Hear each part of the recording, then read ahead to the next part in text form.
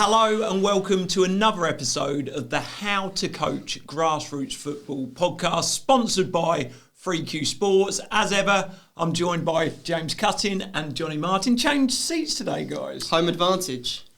Home game for you today. Well, on the scoreboard, So we can only do that because the scores are level. No, we can change the scores. No, change seating. Yeah, but you can do it with your mind, remember, Chad? Yeah, it's so much mind control. This goes too far. Last week's episode, goalkeepers in sessions. How did you find that? Yeah, I think it's a really interesting topic, actually. Something that I think a lot of coaches struggle with, just knowing how to incorporate the goalkeeper. So, yeah, hopefully it was useful for people. Well, we're set for a brilliant topic this week, building confidence in children. Really looking forward to that one. A little reminder of the concept. So I'll be asking you guys 4 questions. If you give me the answer that I like the most, you'll get a point on the board. Nice. And at the end of the season, we'll keep the scores going until the end of the season, and the winner will get an incredible prize that I'm providing myself. Can't wait. And there's going to be a little bit of a forfeit for the loser. Okay. So the podcast is all around sort of supporting grassroots parents, grassroots coaching, grassroots players. Are you ready to get going with the coin toss? Let's do it. Ready. Let's go. Jonny, you're the home team today. I'm going to let you call heads. Thanks, mate. Or tails. Call it when it's in the air, tails. On your arm. It's a tail. First Get win of in. the series. Well done. What do you want to do, mate? I'm going to go first. First, good choice. Okay, let's get going with the first question. Okay, first question is, how do you build confidence in shy and anxious children? Okay, Jonny, you're up first. What are your thoughts? To support shy and anxious children, I'd always provide them with a warm welcome. Very good. James? I think the most important thing when you're coaching children is to get to know them. So get to know maybe the team they support, what they like doing at school. So show an interest in the children, and hopefully you'll build a relationship with them that means that they feel comfortable within the sessions. Okay, good answers. A little bit long, I thought yours. It's going to be one sentence. Yeah. So I've got to be strict on that. But lots of commas. There's a comma in the middle. Yeah, fair dues. So I thought James went a little bit deeper with you. I'm going to give you... Comma. The comma, John.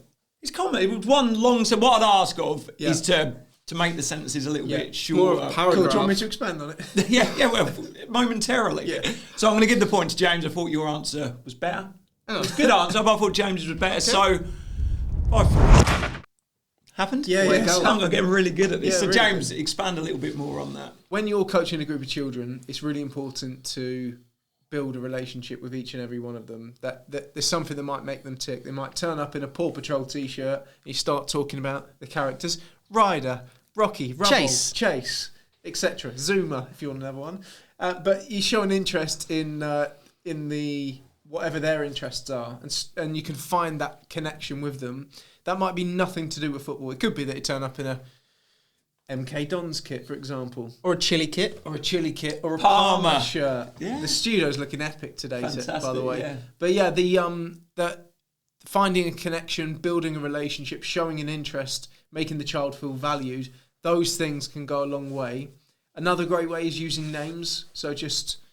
repeatedly using their name, showing them that you care, essentially, is what you're trying to do. And with that, would it take, I can imagine, more effort, spending more time with the shy, anxious child to sort of bring them out their shell a little bit? Yeah, I think what's really interesting is that what we're talking about here isn't really anything to do with football coaching. Yeah. It's nothing to do with technique or anything like that. It leads into that, because essentially if you build confidence in children, then you're able to take them away from being shy and anxious. That will naturally help them get more touch of the ball, feel confident and perform better. But yeah, I think it's giving each child a bit of your attention during the session. One of my top tips would be to make sure that during the session, you use every child's name a number of times, and that during the session you're trying to speak individually to each and every child. That can be quite challenging if you're coaching lots of children within the group, but in a grassroots team you might have 10 or 12 players. I think it's more than possible within that session to make sure that you have a one-to-one interaction with every single child in a really positive way. Yeah, and you saying that reminds me of, we done our youth modules together, our youth award together, and there was a quote within that course that always stuck with me, and I'll probably get it wrong now, but it was... They don't care how much you know until they know how much you care. And I think that sort of what that's all about. For you, mate, that was epic. Oh, thank you very much. That was very close to what the quote No, was it not right? Yeah, I thought it was word for word. I got that one. But they always say, like, connect before you direct, isn't it? It's like when you... No, I know, just pulling that. It's a quote city. But yeah, it is building that relationship with the kids, and that's why I went for the warm welcome, because that's the moment I try and do it as they come through the door. It's big smile on your face, give them a high five, talk to them about the Paw Patrol top that they're wearing. The two answers do the same job, right? Yeah. So the warm welcome, the showing an interest, the commenting on the shirt that they're wearing. What you're doing is building a relationship and trying to alleviate those fears that, you know, when a child turns up to their first ever football session or they're 6 sessions in, they're joining a new team, it can be really daunting for kids. You have to put yourself in their shoes and think about how you can overcome those things. What about then if you've got that child come through the door, you've noticed their top, you've tried to make a bit of a connection, but they're like super shy, they're like cuddling mum or dad, they're looking away, they don't really give you much back. What do you recommend in that sort of scenario? I would always make sure that they know it's okay. I think that the feelings of nervousness are then compounded by, and now they think I'm not joining in, now I'm standing with my mum on the sideline. Yeah. Whereas just let them know it's cool. Yeah, join in when you want to. Like, take the pressure off. Yeah. Because it feels like a pressured situation, doesn't it? When you go into a team or a training session, you're shy, you're anxious, you're nervous, and then you're conscious that you're shy, you're anxious, you're nervous. And I think that's so important. I mean, you wouldn't believe it now, but I was a very shy, anxious child, sort of in all situations. And what I found worse than anything else was that being the attention being drawn to that, where it's the worst thing for a kid that's there, they're feeling it, but then you're drawing attention to it, it's making a difference. I think like you just letting them know that it's absolutely okay to feel like that. With the best intentions, coaches quite often then go, come on, Luke, come and join in. And the more you do that, quite often, the more then kids retreat. Yeah, you I stole a sort of idea and technique from you where, you know, when you go up to a kid, you get down to their level, you try and make them come in rather than like give them a football and like try and force them to come in and like have like pass back and forth with them, actually just leaving the football in front of them and walking away, because as adults you can't resist the temptation of kicking the football around, let alone being a child, and actually it just gives them that little bit of extra confidence in the absence of you. So that's something that I think coaches can use as well. Absolutely fantastic, guys. James, special well done to you, taking the point. Answer was a bit long though. Yeah, but we've spoken about it, for future reference. Yellow card? No. It's too early. It's too early in the game. We're still early in the first half. I can't be giving out cards. You've got to let the game flow a little bit. Fair enough? Yep. Let's go. Question 2. Question 2. Okay, then on to question 2. How do you build confidence in a child's first training session with a new team? James, your turn to go first this time. Shorter answer as well, please. More concise. Got it. Building confidence for children, the number one way for me to do that is to give them positive praise and encouragement. So whether they have done something really well or actually whether they've struggled. Why are you laughing? I'm not laughing, I'm just getting... I said, like, I thought I made it really clear that it was just trying to get one sentence out of you. And I thought you'd done a really good first sentence and then... Building confidence for me is all about positive praise. Brilliant. Jonny? Once upon a time. So for me, I think that my biggest tip for grassroots coaches when working with children on their very first session is to speak to their parent to learn more about their child before they then coach them. I like that. Thanks, Luke. No, I didn't think it was. I thought it was quite concise. So I'm going to go point for John. Thanks for the... Use your mind, Luke. High five. I can't believe this is level pegging. Level pegging. Feels like you're sitting on the fence a little bit. Come on. Oh, sorry. Go on, John. I think historically in grassroots football, there's been a coach versus parents mentality, and I think it's so wrong. Ultimately, I know parents can be difficult sometimes, but that tends to be because they're maybe not educated or they haven't got that relationship with the coach. And for me, the most important person is the child. The person that knows the child the best is the parent. So therefore, if you can get to know the parent and learn from them about what their child needs and what makes them tick, then for me, that's the first and most important thing that you can do. So as the parent comes through, as the child comes through, provide them with a warm welcome. And then ask the parent, is there anything that I should know about your son or daughter? Can I help them? How do they respond to certain things? Learn a little bit more about them.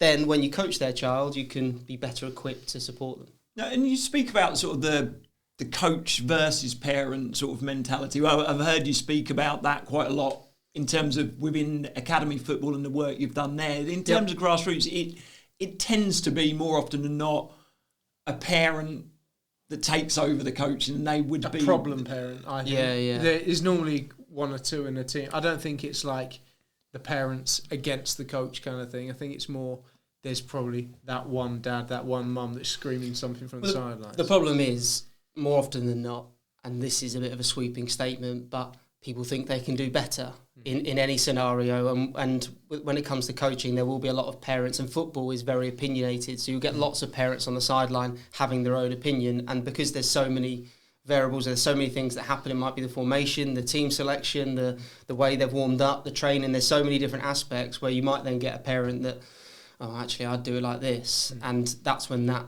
I guess, like versus sort of comes into play. But it's about getting the parents on board, because ultimately, child's first session, you need to know as much as you can about that child. So if you can learn from their parent, then you can hopefully set that child up for success. I think showing an interest in if you're the parent and I come to you and say, you know, I want to help your little boy, little girl settle into the session, and I'd like to know more about them.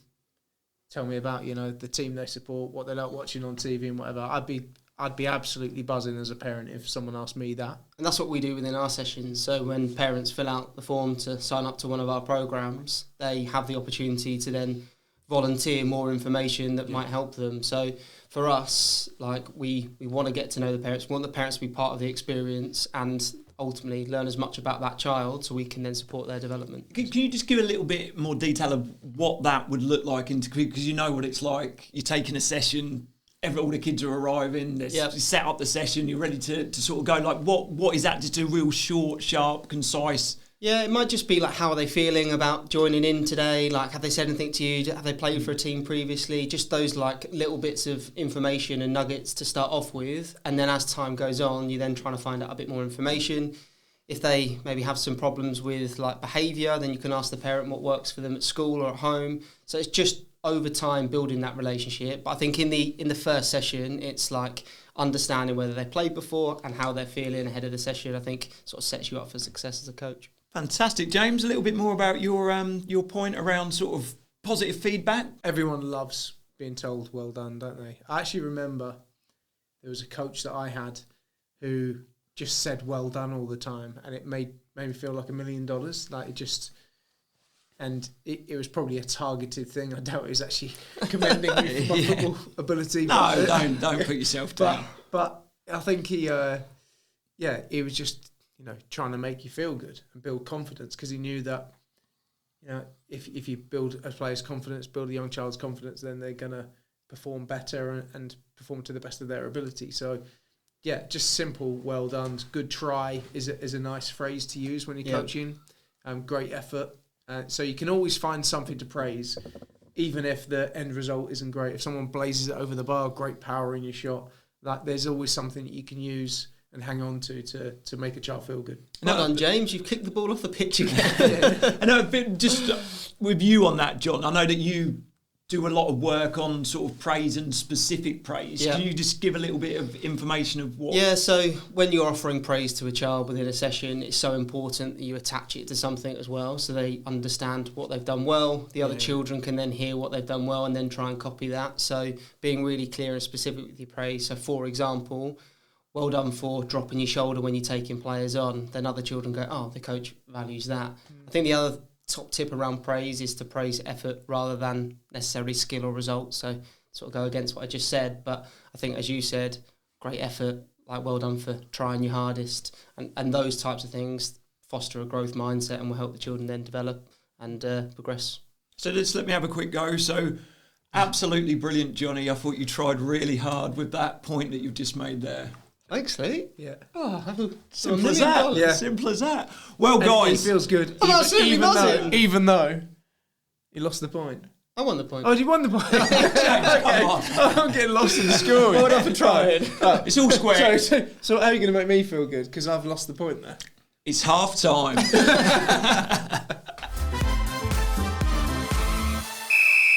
A big halftime shout out to our podcast sponsors, 3Q Sports, and a reminder to everyone that they are offering a brilliant prize of £500 of football kit and equipment. Head over to the link in the description to enter the prize draw.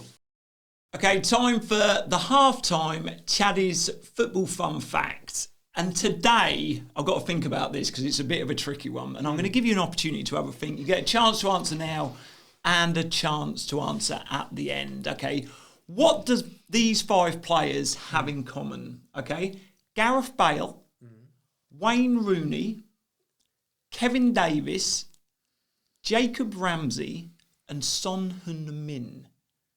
Any early thought? I mean, it's a toughie, isn't it? It's nigh on impossible. I've got a feeling it's something to do with international caps. International caps? All made. No. Just one guess now. Yeah. International caps. More specific. No, if it's anything to do with 50, international they've caps. all done 50 international appearances. Okay. Johnny? They've all scored a goal in a final, a winning goal in a final. Ooh. The only I don't thing. know. So I think there's answers that aren't the answer for this one. There probably is. All played in the Premier League. They've all got hair. Yeah, they're all footballers. I mean, Wayne Rooney hasn't. the answer is going to be the answer, but I'm sure you can agree it is a classic. It is fun. Chaddy fun fact. Yeah. Yeah. One of the best ones Yeah, this cool. series. Okay, we need to get going with the second half now. Okay, into the second half with question 3, which is, how do you build confidence in children within a match day? Johnny, your thoughts first, please. I would set realistic and achievable targets that might not be related to the score. Very good. James? To build confidence for children on a match day, I would draw on their progress from match to match. Very good answers. I'm going to go with Johnny Martin on this one. Hit the score. Nice. Is that 6-5? Taking the lead. That's the first time I've taken the lead in the series. What? I remember you being 2-0 down earlier this It's a long season. time ago now, Luke. No, yeah, you come back in. You come into your own. Go on then, John. Expand. I think, look, children need to see progress, as James said. They need to be able to reach and hit targets, and for them to feel confident and build their confidence, they need to see some element of success.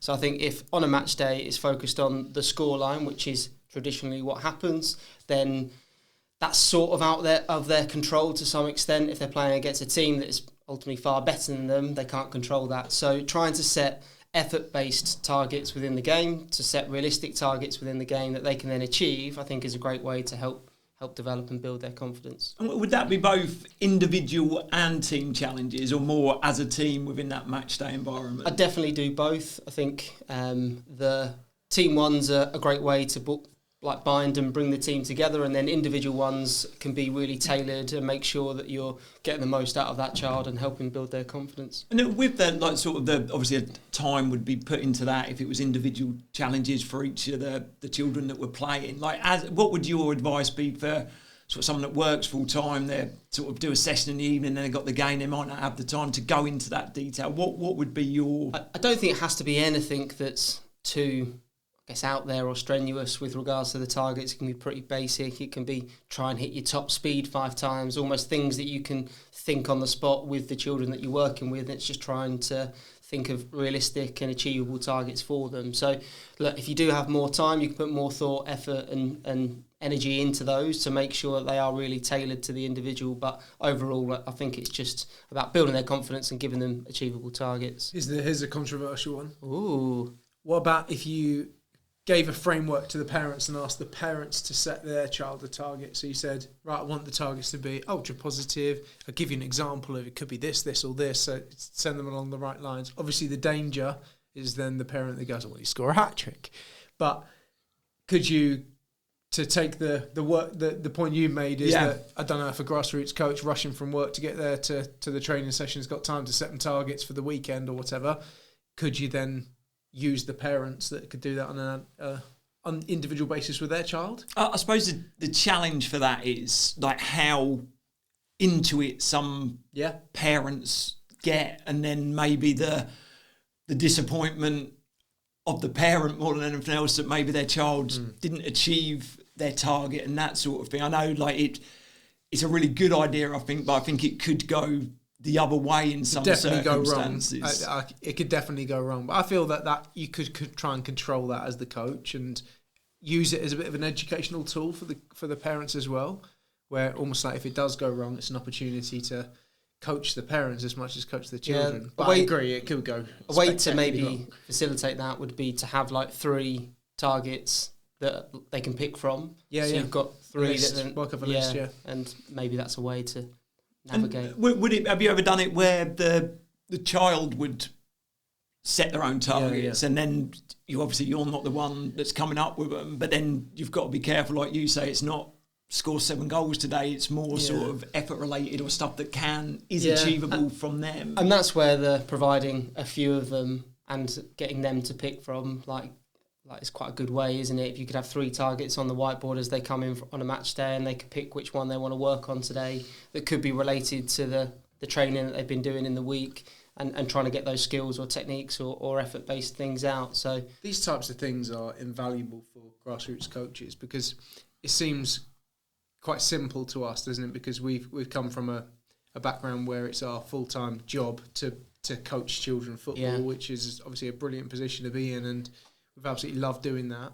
But within an academy setting, and we're taking some of those learnings across to then grassroots football and say, well, we did individual challenges within the academy. Of course we did, because we've got time to do that. And we'd do a training session on a Saturday morning. We'd have a game on a Sunday, and you'd sit in the dressing room afterwards and you'd be like, right, individual targets, here we go, guys. And you get them up on a whiteboard beforehand. Having the time to do that as a grassroots coach is a big ask, but there's always a way, isn't there? So, if it's like this season, guys, we've got 10 different things you can aim for. Here's the list of them as you go into each game. I want you to choose one. Takes a half an hour at the start of the season, but it's a great way to get the kids to focus on their individual performance and take it away from the team result. I think that's the most important thing. Obviously, we're talking about a match day here. Would you set them targets more around as a collective more so than individuals? Yeah, I think, once again, there are different ways of doing it and what your team needs and what the children need. I think I'd always, when I set team challenges or set challenges in general, I mentioned it I think on the previous podcast about the rule of 3. So what you might do is have 3 individual ones, or you might have like a team one, a unit one, and then like an individual challenge. So there's different ways of doing it, but I think trying to mix it up and I guess meeting the needs of your children, your players that you're working with. But yeah, can do team, can do challenges, could do units, or like a little mini challenge between the left back and the right back, or whatever it may be. Yeah, the reason I ask that in terms of when you, like on a match day, you've got your half time at the end, and sometimes you're not planned what you're going to say, and it could sort of base around them team challenges at the half time, and then at the end of the game of what your discussion with the children could be. Yeah, makes sense. Brilliant. James, do you want to touch a little bit more on your point? Yeah, so we're trying to take it away from the result, and what you can do therefore is, say you're losing every week. It's a great way to then go, well, we lost 5-0 last week. We've lost 2-0 this week. We've conceded less goals, progress match to match. We passed the ball much better this week. We retained possession a lot better. There's so many more things that you could say, well, there's actual progress. Children might just look, if you just look at the score, kids are going to go, we lost, we're losing every single week. Whereas if you get going, we're making progress, we're getting closer. You know, there's things that we're doing better and we're improving individually and collectively. It's such more a positive message than we lost again. And it like with that, for example, you play one week, you play quite well, then the next week you're playing the best team in the area, you get beat 15-0. Like how do you, so what would be the progress and what would be the sort of the discussion then? Good question. I think what you don't want to do is falsify the progress. Like you have to pick and choose your moments. What you can't do is go, guys, look, we lost 15-0 this week. We hardly touched the ball. But I tell you what, I think you were like your left foot passing was great today. Like you can't just pick out something random, because I think that even young kids are going to call you out on that one. So it's picking and choosing your moments. But most weeks, unless that scenario plays out, there's normally something you can find a positive. I guess that's what you're trying to do, is find a positive from match to match, that there's progress being made. No, fantastic. Okay, so Jonny, got a little lead going Slender into lead. question 4. How are you feeling? Yeah, good. Behind for the first time. Yeah. But it's a long season. Did you like going It's into a marathon, not a sprint. today's contest? Yeah. Are you feeling like you have to win this point, or it's going to be a long week waiting for the next step? Home advantage. Yeah, good point. Good fire. point. Okay, are you ready for the 4th question? Let's do it. Okay, guys, 4th and final question. We know that football can get quite physical sometimes, shoulder to shoulder, slide tackles, but some kids aren't into getting stuck in. How do you encourage them to feel more comfortable doing so? James, what are your thoughts?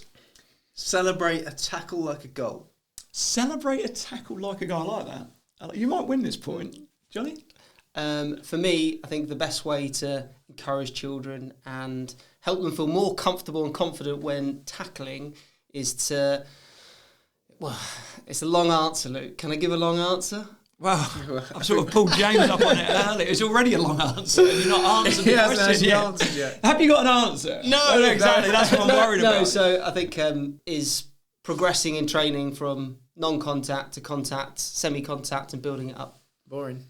Yeah, you're not really thought about it. I'm a bit disappointed in that, John. James, we are all square again. Well done. Knew you'd get back into it. Go on, tell me a little bit more about it. Like a goal. Yeah, just imagine that. Like put it through the lens of you're a 9-year-old child. Right, let's paint a picture. You're a 9-year-old child. The game's getting a little bit more physical. There's a bigger boy or girl on the other team, and you're feeling a bit apprehensive about going in for tackles. You've gone in for your first tackle and you got knocked over. You're feeling a bit overwhelmed by the situation. Then you go in and make a challenge, and everybody on the sideline, it just absolutely erupts, and everyone goes, "Oh, what a tackle, well done." Like, what would you do next time the ball gets loose and it's kind of 50-50? You go in for the tackle again. Your confidence would have been built by the fact that you got praise and encouragement, and that the parents on the sideline, the coach on the sideline has shown value in making a tackle is a really positive thing to do, and you get praised for that. It's a brilliant point, and I can't disagree with it, and you've articulated it perfectly. However... Oh, there's always a however with you. What if the challenge being the child won't make that first tackle in the first place? So they're too nervous. They have that one-to-one, they get bounced off, and then from that, they just don't want to tackle anymore. Because you've not done it in training. Give me a point. Sorry. What do you mean? So, like, kids playing a match, Yeah. first ever match, they make a tackle, they then come off worse in the tackle, and then after that, they're scared to tackle. Oh, if they don't, if that doesn't happen. Yeah, so they don't want to tackle anymore because they're scared. Yeah, it's tough that. I think you need to kind of unpick it. In training, start on a post. I don't know what I can do. I don't know whether I can take a point away and add James in. But he's asked a different question. Same question. You asked. How do you... Yeah, but how do you get a child to do it? Yeah. So you're just... I blame myself. I don't think your mind powers are good enough to remove points. I think it is. I think we should test it. To be fair, I can't change it. I've made a decision. I cannot change it. But I think what Jonny's making a really valid point is like you're going to celebrate the tackle, but you've got to get to that tackle to celebrate. If it doesn't happen, then if they just shy away. And I've seen that. I've seen kids that have been like, you know, especially when it gets to like probably like 12, 13, when it starts to get a bit more physical. There's those kids that are just like, I really don't want to go in for a challenge, especially with that player over there. And they just shy away and stand off. And how do you then get... It's quite hard to come back from that. Yeah, I think there is such a variance, particularly in grassroots football, where you get some kids that just absolutely love sliding around. They're super aggressive, but then other children that don't. And it's sort of finding a way to get over the fear, I suppose, more than anything else, because you're just fearful that you might get hurt. And that's why my answer... Your answer was so much better now, but I've just not got the mind control to change it. So. But what James has said is absolutely spot on when it comes to someone that is confident to make a tackle or can make the first one, because then you can like build them up and celebrate their sort of progress and their work they do. But But for me, where my mind went was like, how are you going to go from someone that's scared to tackle to then being able to tackle in a match? And my long-winded answer was around, like, I think start off with tag games is a great way to then get children making contact with each other and just getting their arm up, and then slowly progressing and building that up over time in training. And like you said, James, like building them up, giving them loads of confidence and celebrating the success when they do stuff like that. But if you've got a child that just doesn't want to tackle, you've got to sort of introduce it slowly to the game.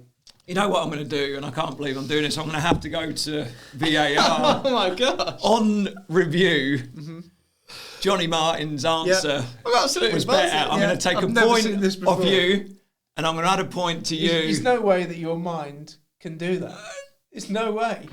Oh, he's taking a goal off JC. Oh! That's what... There's no favouritism, but I made the mistake. I apologise for the mistake, as all good referees do. But Jonny, it was a fantastic answer. You're 2 points up. There we go. What a fantastic episode we've had. Drama. Yeah, massive drama. I mean, I'm speechless. Yeah, I'm speechless. How you pulled that around? I know. I can imagine you were absolutely fuming. Yeah. But yeah, well done, guys. Really, really good points. And I'm sure, like, so many takeaway points as well for people that maybe are grassroots parents, but probably more so a grassroots coach that can take from the points that you've made today. Okay, guys, back to Chaddy's football fun fact. Have you had any more thoughts about it? It's a tricky question. I thought maybe that they had all made their first appearance as a 16-year-old. Oh, could be. Good guess. Good guess, James? They've all scored with their right foot and their left foot. I'm sure they will have, but it's not the correct answer that I'm looking for. And it's quite an astounding answer. Okay. So all of these players, Wayne Rooney, Kevin Davis, Gareth Bale, Sun Min Hun, Gordon Ramsay. Gordon Ramsay's a chef, eh? Jacob Ramsey, have all scored a goal, assisted a goal, and scored an own goal in the same match. Whoa. Strong. Good fact. Very good fact. Fun fact or just a fact? Fun fact. Thank you very much. It is a football fun fact. Well, thank you very much, guys. Fantastic episode Chad. Talking about building children's confidence in football. Next week, quite a big topic. Okay. Very relevant. We're going to be talking about the FA's new 3v3s. Nice. Looking forward to it? Yeah. Big topic. Big topic. So thank you so much for joining us, and a massive thanks to our sponsors, 3Q Sports. We'll look forward to catching up with you again soon.